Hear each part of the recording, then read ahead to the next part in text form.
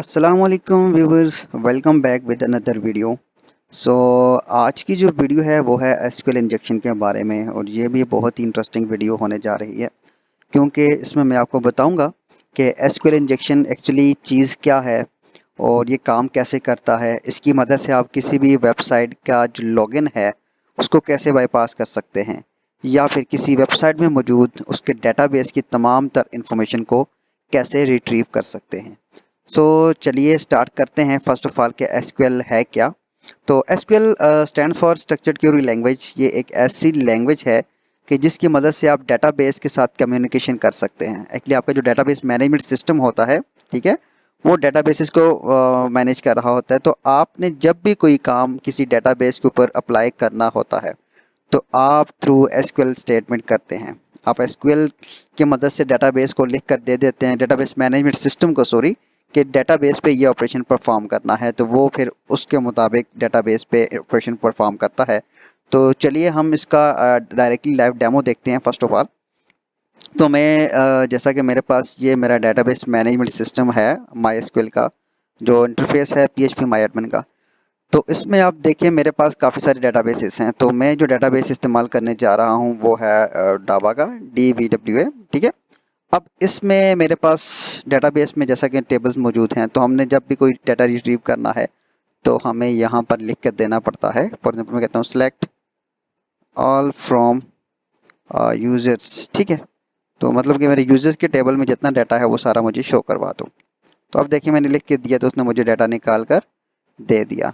तो इस तरीके से ये क्वेरी लैंग्वेज है, आपका काम करती है। आपने डाटा डिलीट करना है तो डेफिनेटली आप जो है यहाँ पे क्वेरी आप लिख के देते हैं, ठीक है ना। जैसे मैं कहता हूँ कि डाटा डिलीट करने के लिए, ठीक है, कि delete from users where user ID is equal to 5। तो अब मेरे पास जो है सॉरी वेयर डबल आ गया। तो जो जिस यूज़र का आईडी 5 है उसका रिकॉर्ड मेरे पास डिलीट हो चुका, और आप देखें मेरे पास 4 रिकॉर्ड्स रह गए हैं, ठीक है व्यूअर्स। तो अब हम देखते हैं कि इसकी मदद से हम कैसे वेबसाइट्स को जो है वो हैक कर सकते हैं। तो इसके लिए जो मैं एक ओपन सोर्स प्रोजेक्ट है डावा, इसको कह सकते हैं, या DBWA, आप उसको इंटरनेट से डाउनलोड कर सकते हैं और उसके ऊपर आप इसको टेस्ट करेंगे। ये एक ओपन सोर्स प्रोजेक्ट है जिसमें आप अपनी पेनिट्रेशन टेस्टिंग जो है वो कर सकते हैं, अपनी हैकिंग की स्किल्स को आजमा सकते हैं। तो मैं फ़र्स्ट ऑफ ऑल इस पर लॉगिन कर लेता हूँ, और इसमें डिफरेंट लेवल्स ऑफ सिक्योरिटी होते हैं। तो आप यहाँ से इनिशियली लो लेवल पे काम करें, ठीक है। और अगर लो लेवल आप कन्फर्मली जो है वो सक्सेसफुली कर लेते हैं तो आप इसको फिर मीडियम या हाई पे लेके जा सकते हैं। तो अभी हम सबसे पहले जो है वो लॉगिन पेज को कैसे एक्चुअली बाईपास किया जाता है या वो कैसे काम करता है उसको देखते हैं। तो मान लें कि यहाँ पर मेरे पास एक टेस्टिंग के लिए लॉगिन पेज है, और इसमें मैं अगर यूज़र नेम और पासवर्ड सही से डालता हूँ तो आप देखें मेरे पास आता है कि welcome to the password protected area admin, ठीक है। तो यहाँ पे मेरे पास ये मैसेज आता है। अब मैं अगर यहाँ पे कुछ गलत मैसेज डालता हूँ या इनवैलिड यूज़र नेम पासवर्ड डालता हूँ तो अब देखिए मेरे पास ये इन्फॉर्मेशन आती है। अब ये वेबसाइट एक्चुअली कैसे वेरीफाई कर रही है, ठीक है, डाटा को, तो उसको देखते हैं हम। यहाँ पे इसके सोर्स कोड में आते हैं, और इस जगह जो क्यूरी एक्चुअली डेटाबेस में एग्जीक्यूट होनी है वो ये है कि select all from users where user is equal to जो भी आपने यूज़र नेम टाइप किया, and password is equal to जो आपने पासवर्ड टाइप किया, ठीक है। अगर हम इस क्यूरी को डेटाबेस में आके एग्जीक्यूट करते हैं, ठीक है, और यहाँ पे हम यूज़र में अपनी मर्ज़ी से कुछ डाटा डालते हैं, ABCD कुछ भी, और यहाँ पे XYZ डाल देते हैं, ठीक है, और यहाँ पे रिटेन क्यूरी कर लेते हैं। और मैं जब इसको एग्जीक्यूट करता हूँ तो आप देखें मेरे पास नो रिकॉर्ड फाउंड आया है। और सेम क्यों यहाँ पे हम अगर सोर्स कोड में देखें तो वो यही कर रहा है कि अगर आपके रिज़ल्ट में जो है नंबर ऑफ़ रिकॉर्ड्स 1 आ रहा है तो वो तब इन्फॉर्मेशन फेच करके आपको दिखाएगा, अदरवाइज़ आपको invalid user name and password दिखाएगा। तो अब हमने इसको बाईपास कैसे करना है। तो व्यूवर्स, किसी भी वेबसाइट पे लाजमी नहीं है कि हर एक वेबसाइट में जो है ये वल्नरेबिलिटी होगी, ठीक है, लेकिन उसको टेस्ट करने के लिए हमें कुछ पेलोड्स डालने पड़ते हैं, जिसकी मदद से हम देखते हैं कि वेबसाइट जो है वो उस पेलोड को एक्सेप्ट करती है, ठीक है, और फिर उसके मुताबिक हम काम करते हैं। तो हमने एक्चुअली एरर जनरेट करके देखने होते हैं कि हम अगर उसमें कुछ ऐसे करेक्टर्स डाल दें कि जिससे क्यूरी जो है वो आपकी ख़राब हो जाए, उसमें जो है इनवैलिड क्यूरी बन जाए, तो वो आपको error they they. For example मेरे पास जैसे ये है ना, तो इसमें मैं क्या करता हूँ कि जस्ट एक जो इन्वर्टेड कॉमा है, सिंगल कोड जिसको आप कहते हैं, वो मैंने फालतू डाल दिया यहाँ पे, और मैं इसको एग्जीक्यूट करता हूँ तो अब देखिए मेरे पास एरर आ गया। ठीक है, तो ये काम हमने जो है वो यहाँ पे करना है कि मैं अगर एडमिन की जगह सिंगल कोड डालता हूँ, ठीक है, एंड पासवर्ड की जगह भी सिंगल कोड डाल देता हूँ एंड एग्जीक्यूट करता हूँ, तो आप देखिए मेरे पास यहाँ पे एरर आ चुका है। ठीक है, कि आपका ये एरर है, तो इट मीन्स के इसमें जो है डायरेक्टली हम जो भी पुट कर रहे हैं, इनपुट दे रहे हैं, वो डायरेक्टली जाके क्यूरी में आपकी इस्तेमाल हो रहा है, उसको कहीं पे फ़िल्टर नहीं किया जाता या क्लीन नहीं किया जाता। तो हम इसको यूज़ कर सकते हैं लॉगिन करने के लिए।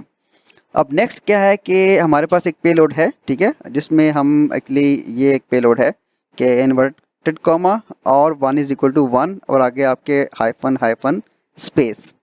अब ये एक्चुअली क्या काम करता है कि आपकी जो क्यूरी है, अगर मैं यहाँ से इसको उठाता हूँ और इस क्यूरी में आके यूज़र नेम की जगह डाल देता हूँ, ठीक है, तो अब देखिए मेरे पास यहाँ से एरर ख़त्म हो चुका है, जबकि मेरा यहाँ पे जो मौजूद एक सिंगल कोड था वो अभी तक है, लेकिन मेरी क्यूरी वैलिड हो चुकी है। जब मैं इसको एग्जीक्यूट करता हूँ तो अब देखें मेरे पास इसने जो है तमाम रिकॉर्ड्स रिटर्न कर दिए हैं, जबकि मैंने कुछ भी मेंशन नहीं किया यूज़र नेम पासवर्ड वगैरह।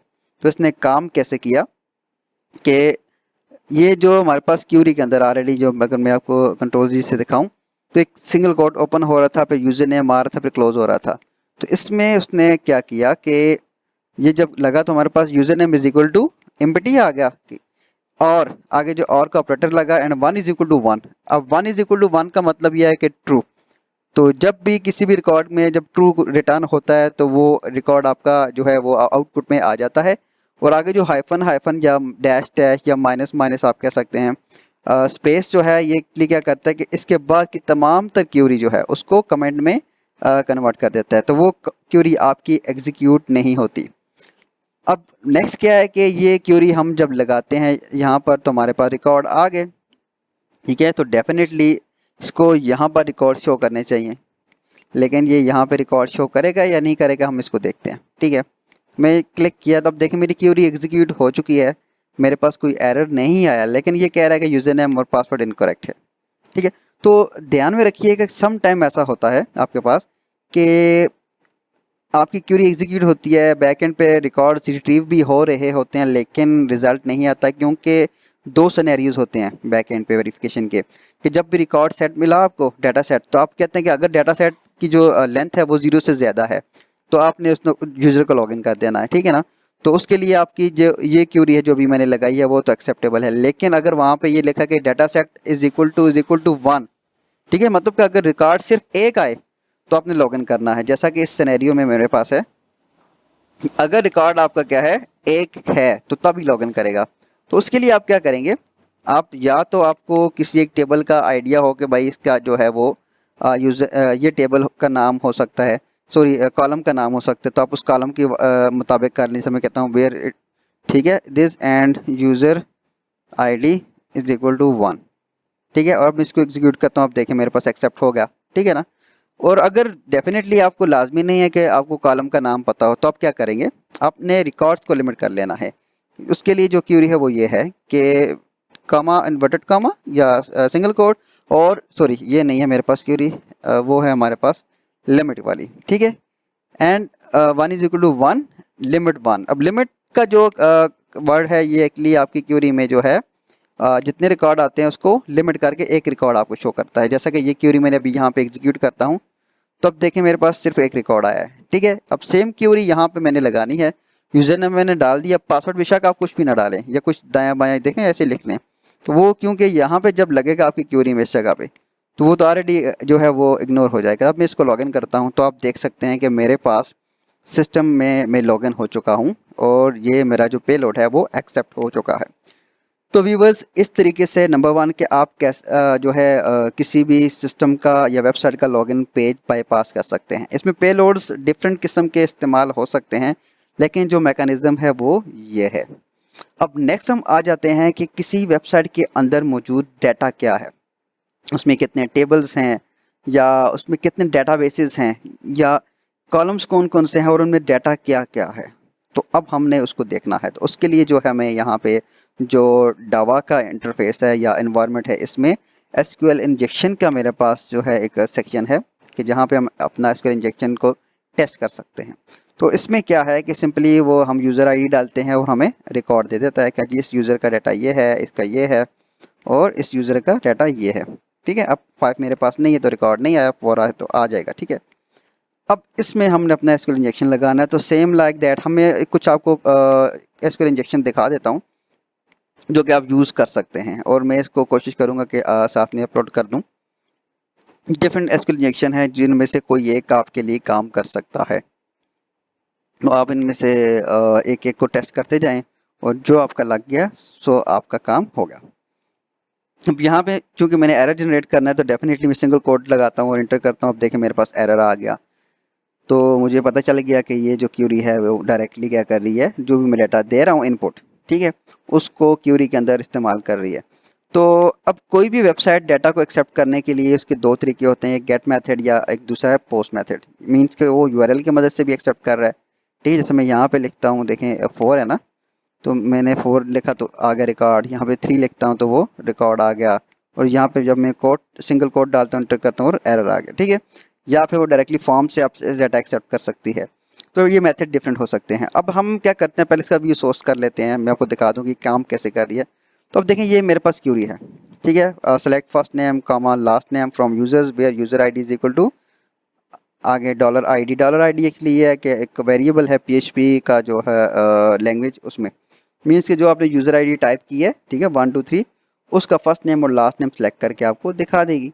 अगर डाटा है तो दिखाएगी, अगर रिकॉर्ड 0 आए तो आपको नहीं दिखाएगी।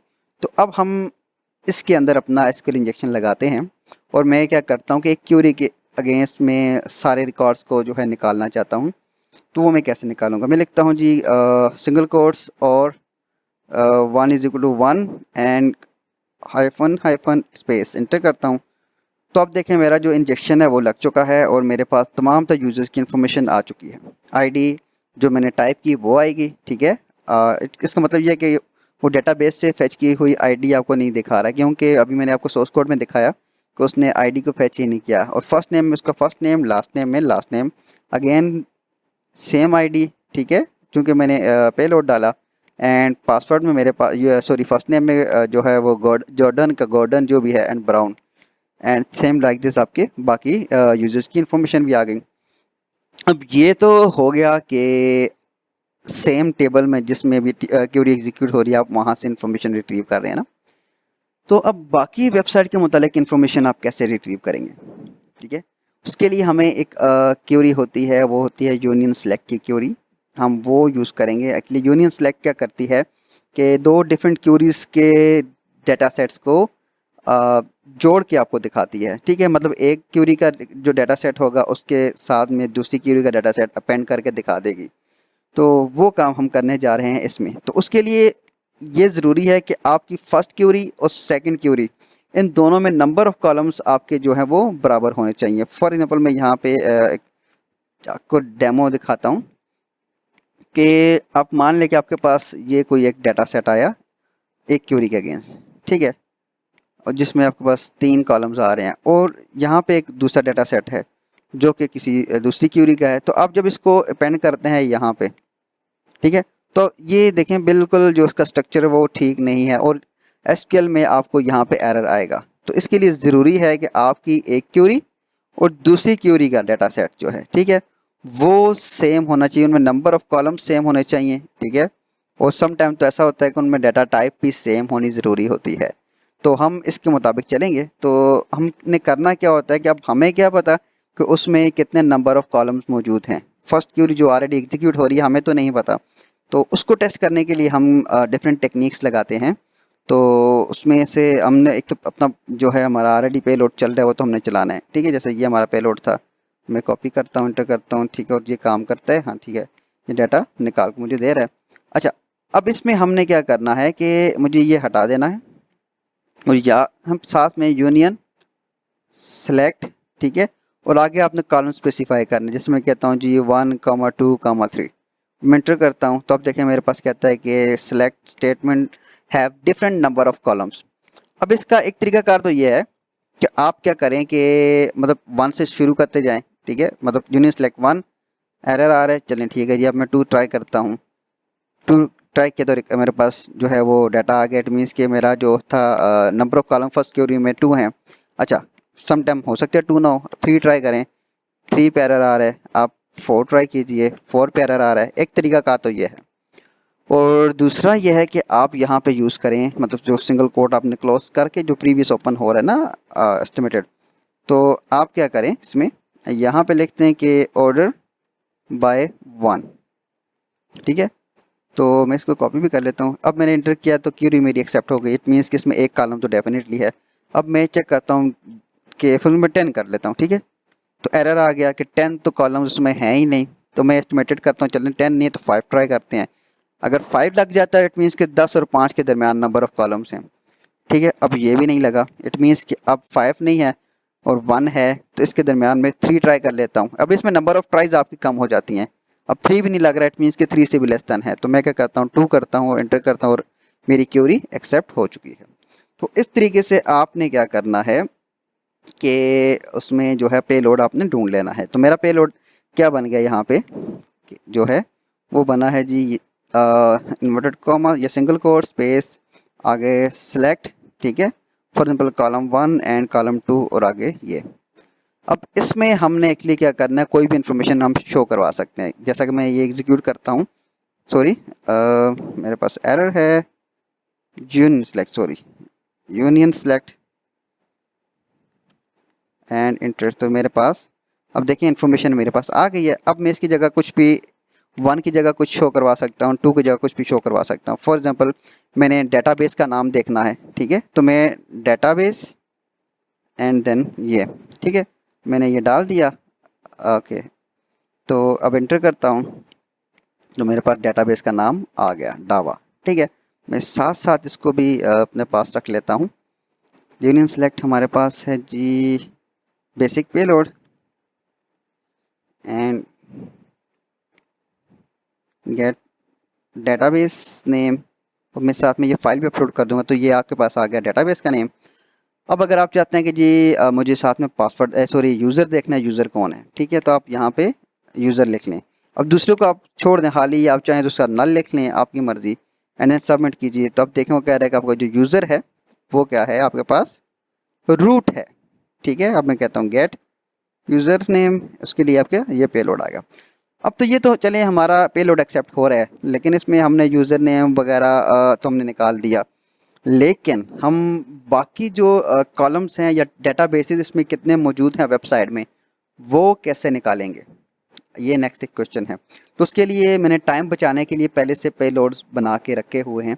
तो मैं आपको जनरली बता देता हूँ कि होता क्या है कि डेटाबेस मैनेजमेंट सिस्टम जो आपका होता है कोई भी, ठीक है, वो क्या करता है कि आपके जितने भी डेटाबेसेस हैं, ठीक है, उसमें मौजूद number of tables and number of columns, tables के नेम, कॉलम, प्रोसीजर्स या फंक्शंस, उन सब की डिटेल्स रखता है एक डेटाबेस के अंदर, जिसका नाम होता है इंफॉर्मेशन अंडरस्कोर स्कीमा, ठीक है।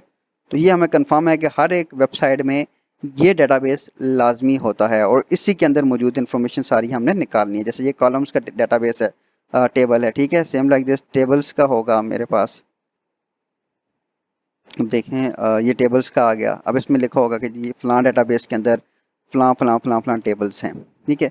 तो हमने क्या करना है कि इस डेटाबेस में से इंफॉर्मेशन को रिट्रीव करना है। तो उसके लिए जो पेलोड्स है मेरे पास, मैं आपको दिखा देता हूँ, मैंने जो कि ऑलरेडी लिखे हुए हैं। वो मेरे पास सबसे पहला पेलोड है, ठीक है, टेबल्स सॉरी डेटाबेसेस को निकालने का, ठीक है ना, गेट डेटाबेसेस। अब ये पेलोड मेरा क्या करता है कि union select distinct table schema, ठीक है, कि आपका जो टेबल है कोई भी, उसके डेटाबेसेस के नाम अपने बताने हैं, ठीक है ना। एक्चुअली आपके जो टेबल्स डेटाबेसेस होते हैं वो टेबल के अंदर ही मौजूद, टेबल का डेटाबेस होता है, उसमें होता है कि भाई ये टेबल है और इसका जो टेबल स्कीमा या डेटाबेस का नाम वो ये है। फिर अगेन ये टेबल है और उसके डेटाबेस का नाम ये है। जैसा कि अगर यहाँ पे लोडिंग में टाइम लगा रहा है, मैं ये बता देता हूँ कि मेरे पास यहाँ पे मैं कहता हूँ कि ऐसा होगा कि जैसे यूज़र का टेबल है, डेटाबेस का नाम है DBWA। फिर मैं कहता हूँ जी फाइल्स का टेबल है, उसका साथ डेटाबेस का नाम है डावा। और इस तरीके से हम क्या करते हैं, अपना पेलोड उठाते हैं और इसमें पेलोड को एग्जीक्यूट करते हैं। तो मैंने ये पेलोड उठाया, ठीक है, और इस पेलोड को यहाँ पे डाला एंड एंटर कर दिया। अब ये एक्चुअली क्या कर रहा है कि आपके पास जो फर्स्ट देखें पैरामीटर है, वो फर्स्ट पैरामीटर जो है उसमें टेबल नेम आएगा और सेकंड नल आएगा। From information schema dot tables, mean information schema वाले डेटाबेस के अंदर जो टेबल वाला टेबल्स नाम का टेबल है उसमें से आपने इन्फॉर्मेशन दिखानी है। तो मैं इसको सबमिट करता हूँ। तो आप देखिए मेरे पास काफ़ी सारा रिकॉर्ड आया है, और इसमें चूंकि मैंने फर्स्ट पैरामीटर में दिखाया था, इट मीन्स कि जो फर्स्ट पैरामीटर फर्स्ट नेम है मेरे पास, उसमें मेरे पास टेबल्स के डेटाबेसेस के नेम आ गए। ठीक है, information schema, bulk, CD call, community, contacts, डावा, ई शॉप। और सेम अगर आपको मैं यहाँ पे दिखाऊं, ठीक है, ओके, अब मेरा ये भी ओपन हो गया है, लेकिन यहाँ पे आप देखें तो सेम मेरे पास डेटाबेसेस हैं, सीडी कॉल, कम्युनिटी, कॉन्टैक्ट, डावा, ई शॉप, HSM और लाइक दिस। ठीक है, इट मीन्स कि मेरे पास जो हैं डेटाबेसेस आ गए हैं कि इसमें कौन कौन से डेटाबेसेस मौजूद हैं। ठीक है, तो अब यहाँ से आप किसी भी एक डेटाबेस को सिलेक्ट करके उस डेटाबेस में मौजूद नंबर ऑफ़ टेबल्स देख सकते हैं, और टेबल्स के इवन के नाम रिट्रीव कर सकते हैं कि कौन कौन से नाम से मेरे पास टेबल्स मौजूद हैं किसी भी डेटाबेस के अंदर। तो हम क्या करते हैं, अभी टेस्टिंग के लिए हम अभी डावा को देखते हैं। फर्स्ट ऑफ ऑल कि डावा नाम का जो है या DBWA का जो डेटाबेस है, इसमें मेरे पास कितने टेबल्स, कौन कौन से टेबल्स हैं। ठीक है, तो नेक्स्ट जो है मेरे पास जो क्यूरी है वो है गेट टेबल्स, शायद स्पेलिंग ये है। ठीक है, और सेम सारी क्यूरी है। अब देखें यहाँ पे, अब मैंने सेकंड पैरामीटर में शो करवाया है। ठीक है, अब आप फर्स्ट सेकंड में डजेंट मैटर। ठीक है ना, टेबल नेम शो करवाओ जी, कहाँ से, information schema dot tables. Same वही चीज़ है कि जो इन्फॉर्मेशन स्कीमा डॉट टेबल्स का जो कॉलम टेबल है उसमें से आपने टेबल नेम शो करवाना है। आगे वेयर की क्लास है, वेयर। ठीक है, table schema is equal to, मैं डावा लिख देता हूँ कि जहाँ पे डेटाबेस का नाम जो है वो DBWA या डावा है, वहाँ से आपने टेबल्स के नेम रिट्रीव करने हैं। मैं इसको यहाँ से कॉपी करता हूँ एंड देन मैं इसको यहाँ पे पेस्ट कर देता हूँ एंड देन मैं सबमिट करता हूँ। ओके, मेरे पास यहाँ पे एरर आ चुका है। अब एरर क्या है हम उसको देख लेते हैं। अच्छा जी, मेरे पास एरर ये है कि मैंने यहाँ पे क्लास में स्पेस नहीं डाली शायद। अब मैं इसको रन करता हूँ तो अब देखें मेरे पास सर नेम में चूँकि मैंने सेकंड पैरामीटर में शो करवाया था तो मेरे पास आ गया। देखें फर्स्ट नल है ना यहाँ पे, तो गेस्ट बुक एंड यूजर्स। और अगर मैं यहाँ पे आपको आके दिखाऊँ टेबल्स, तो अब देखें दो ही हैं, गेस्ट बुक्स एंड यूज़र। अब गेस्ट बुक में क्या है मेरे पास और यूज़र में क्या है मुझे नहीं पता। ठीक है, तो मैंने क्या करना है कि नंबर ऑफ़ कॉलम्स अगर देखने हैं कि इस टेबल में मेरे पास कितने कॉलम्स हैं, ठीक है, और कौन कौन से कॉलम्स हैं, ठीक है, तो वो हम रिट्रीव कर सकते हैं। तो उसके लिए क्या है मेरे पास पेलोड जो लिखा है मैंने वो ये है, गेट कॉलम्स। और वो पेलोड मेरे पास ये है कि जो भी आपका सिंगल कोड यूनियन सेलेक्ट नल, आगे कामा, कॉलम नेम। ठीक है, कॉलम नेम आपने निकालना है। ठीक है, from information schema dot columns. अब इन्फॉर्मेशन स्कीमा वाला जो डेटाबेस है आपका, उसमें जो कॉलम वाला टेबल है, ठीक है, फॉर एग्जांपल वो कौन सा है जी, कॉलम्स ये वाला यहाँ पे। तो इसमें से आपको इन्फॉर्मेशन चाहिए कौन सी, कि where table name is equal to, sorry table schema is equal to, मैं यहाँ पे डावा करता हूँ, तो मतलब जहाँ पे डेटाबेस का नाम क्या हो, डावा हो, and table name is equal to users. ठीक है, तो अब मैंने यूजर्स का टेबल देखना है तो उसमें नंबर ऑफ कॉलम्स तो मैं यूजर्स लिखूंगा। अगर मुझे गेस्ट बुक का देखना है तो मैं गेस्ट बुक देखता हूँ। ठीक है, तो मैं गेस्ट बुक देखता हूँ। यहाँ पे मैंने पेलोड में डाला एंड देन इसको कॉपी किया और आके मैं यहाँ पे इसको, सॉरी, इस जगह पे एग्जीक्यूट कर देता हूँ। अब देखें मेरे पास इन्फॉर्मेशन आ गई है। उसमें जी जो है कमेंट आईडी है, कॉलम का नाम, कमेंट है एंड देन नेम है। तो अब हमारे पास कॉलम के नेम भी आ गए, तो अब हम इसमें से डाटा को भी रिट्रीव कर सकते हैं डेफिनेटली। तो उसके लिए हमने तरीकाकार क्या है कि सिंपली हमने पेलोड जो डालना है, मैं लिखता हूँ जी सिंगल कोट, ठीक है, एंड आगे स्पेस, यूनियन सेलेक्ट। ठीक है, अब नंबर ऑफ कॉलम्स तो मैंने उतने यूटिलाइज करने हैं, तो मैं क्या करता हूँ, मुझे जो इन्फॉर्मेशन चाहिए कमेंट एंड नेम चाहिए, तो मैं कहता हूँ जी कमेंट कॉमा नेम फ्रॉम। अब आगे मैंने टेबल का नाम बताना है कि जो टेबल कौन सा था और डेटाबेस एक्चुअली कौन सा था। मैं कहता हूँ डावा, sorry DBWA dot guest book शायद। तो गेस्ट बुक का मैं यहाँ से जो है कॉपी कर लेता हूँ स्पेलिंग मेरे से, ताकि गलती ना हो। एंड आगे वही मैंने हाइफन हाइफन स्पेस डाल दिया। अब ये पेलोड मैंने डाला। ठीक है, अब इसको एग्जीक्यूट करते हैं तो अब मेरे पास कोई भी रिकॉर्ड नहीं आया। और अगर हम यहाँ पे आके देखें डावा के अंदर गेस्ट बुक में मेरे पास कोई भी डाटा मौजूद नहीं है। तो हम क्या करते हैं, यहाँ पे कुछ डाटा भी डाल देते हैं। आई फॉर मैं कमेंट कहता हूँ हाय, फ्रॉम एसक्यूएल इंजेक्शन, और मैं अपना नाम लिख लेता हूँ आदिल खान, एंड मैं इसको सेव कर लेता हूँ। अब मैं दोबारा अपना जो मेरा पेलोड था मैंने डाला और सबमिट किया। ठीक है, सॉरी, यहाँ पे दोबारा हम डालते हैं अपना पेलोड, सबमिट करते हैं। तो अब आप देखें कि हमारे पास फर्स्ट नेम में हमारा जो है जो मैंने यहाँ से लिखा था कमेंट, एंड लास्ट नेम में हमारा आ गया सरनेम। ठीक है, तो इस तरीके से हम किसी भी और डेटाबेस में से भी इंफॉर्मेशन इजीली रिट्रीव कर सकते हैं।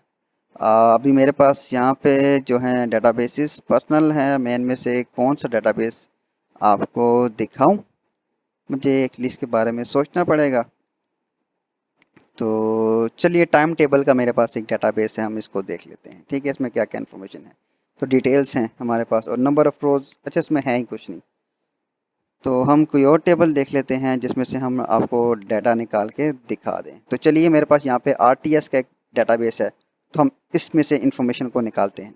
तो अगर मुझे इसके जो है देखने हैं टेबल्स, तो मैं यहाँ पे क्या करूँगा, जस्ट आरटीएस, सॉरी, तो मैंने ये अपना पेलोड उठाया और इसको मैंने एग्जीक्यूट करवा दिया यहाँ पे। अब देखिए मेरे पास में आ गए हैं जी जितने भी टेबल्स हैं। फॉर एग्जाम्पल ए बी का कोई टेबल है, एप्लीकेंट्स हैं, क्वेश्चंस हैं, टेस्ट डिटेल्स हैं, टेस्ट एंड यूज़र्स। तो मैं क्या करता हूँ, इसमें से एप्लीकेंट्स का डाटा देखना चाहता हूँ। तो मुझे एप्लीकेंट्स का डाटा देखने के लिए क्या करना है कि जो गेट कॉलम्स हैं पहले ये यूज़ करना है। तो मेरे पास आरटीएस डेटाबेस का नाम है, जबकि टेबल का नाम एप्लीकेंट्स है। मैंने ये अपना इंजेक्शन उठाया, सॉरी पेलोड उठाया एंड एग्जीक्यूट करवा दिया। तो अब देखें इन्फॉर्मेशन मेरे पास आ गई है कि क्या क्या इन्फॉर्मेशन है एप्लीकेंट्स के बारे में। आईडी है, उनका नेम है, फादर नेम है, मोबाइल है, एंड सीएनआईसी है, डेट ऑफ बर्थ है, जेंडर है। ठीक है, तो अब मैं क्या करता हूँ कि इसमें से इंफॉर्मेशन जो रिट्रीव करता हूँ, जस्ट मैं डेट ऑफ बर्थ, जेंडर, ये दो चीज़ें मैं रिट्रीव करता हूँ। ठीक है, तो ताकि बाकी इन्फॉर्मेशन जो है वो मेरे पास वो कॉन्फिडेंशियल है, तो मैं उसको दिखा नहीं सकता, या फिर मैं आईडी एंड जेंडर सेलेक्ट कर लेता हूँ। ठीक है, तो उसके लिए तरीकाकार क्या है कि हमारे पास मैंने लिखना है single quote space union select, okay, ID comma gender, I think so यही स्पेलिंग है यहाँ पर भी, जेंडर। ठीक है, फ्रॉम आगे आपने लिखना है जो भी डेटाबेस था, आरटीएस डेटाबेस, एंड उसके अंदर जो है कॉलम का नेम था, सॉरी एप्लीकेंट्स, स्पेस, ये आ गया हमारा पेलोड। अब इसको एग्जीक्यूट करते हैं। तो आप देखें मेरे पास इंफॉर्मेशन यहाँ पे आ चुकी है कि जैसे ID 2 and male, ID 3 and male, ID 5 and male, और इस तरीके से मेरे पास देखें इतने ज़्यादा रिकॉर्ड्स आ गए हैं। तो व्यूअर्स, मैं मज़ीद इस पर प्रैक्टिस करके नहीं दिखा सकता, बाकी चीज़ें आपके ऊपर हैं कि आप इसको कैसे यूटिलाइज़ करते हैं। उम्मीद करता हूँ कि आपको एसक्यूएल इंजेक्शन के बारे में समझ आ गई होगी कि ये क्या चीज़ है और ये कैसे काम करता है, कैसे इसकी मदद से आप वेबसाइट का डेटाबेस हैक कर सकते हैं। तो मेरा बताने का मकसद आपको जस्ट ये है कि आप लोग सीखें, और आपको पता होना चाहिए कि अगर आप भी वेबसाइट डेवलपर हैं या आपकी कोई कंपनी है, आपकी वेबसाइट है, तो वो कैसे हैक हो सकती है। तो फिर आपने उसको बचाने के लिए जो भी लाज़िमात उठाने हैं, जो भी इक़दाम उठाने हैं, आप लोग वो कर सकते हैं। तो वीडियो अगर पसंद आई है तो इसको लाइक और शेयर ज़रूर कीजिए। अगर आपका कोई क्वेश्चन है तो आप कमेंट सेक्शन में मुझे बता सकते हैं। तो फिर मिलेंगे इंशाल्लाह ऐसे ही किसी इंटरेस्टिंग वीडियो के साथ। तब तक के लिए अल्लाह हाफिज़।